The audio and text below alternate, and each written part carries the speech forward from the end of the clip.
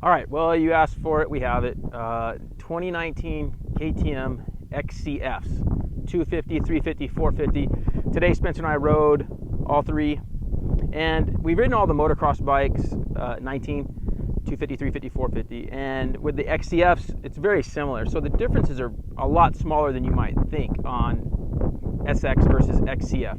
18-inch rear wheel, big tank, kickstand, handguards, bigger tank.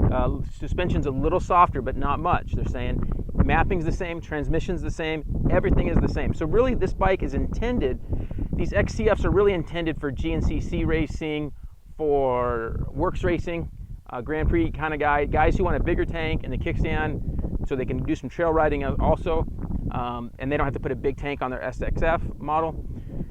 Now, just to explain a little bit, there's no more XCWs from KTM. XCW 4-strokes. There's only 2-strokes. So with an XCW 4-stroke, you have to get an EXC, a street legal one, if you want to go that route. And that bike has PDS rear and doesn't have the AER 48 forks that we do like, the air fork.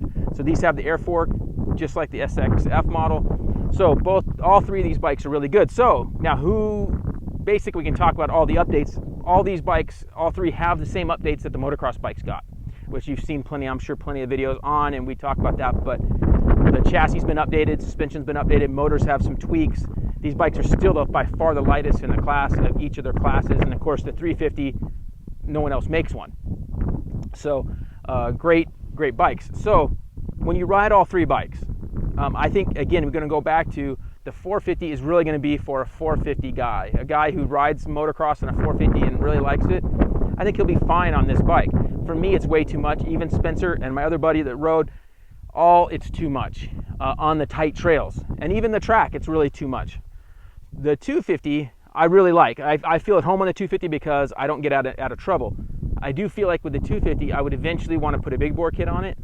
I want more power, and of course, if you spend 10 grand on a bike, you don't want to be putting more money into it, but that's what I would probably do.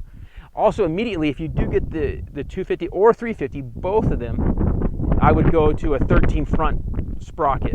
The gearing's just way too far off. You need more lower gearing. So you want to put a 13 on both. That would help them, especially the 250 would help it feel a lot better on the bottom. The 450 so much, I would, it's like, yeah, it wants that, but I don't want, to be in third gear on the trail on the 450. So they're amazing bikes. A couple of things we noticed today was, like, I'm used to our 300s where you hit the electric start and you give it a little gas and the things just start instantly. These, you can't grab gas on a 4-stroke when you're hitting that electric start button. What are some other things we noticed? But bikes are great. For me, I would lean towards the 250. Spencer was leaning towards the 350 because he felt like it would accomplish the most for most guys. We had a 350 a couple years ago in 16. We didn't like the forks on that bike. Now with the new forks, I think the 350 is probably the best value for your money for most guys. The 250 is not going to have as good a resale value as the 350. 350 is going to have better resale. I think you can use it in a wider range of areas. You could go in the sand dunes. You could, go in wide open desert stuff and still use it in the tight stuff.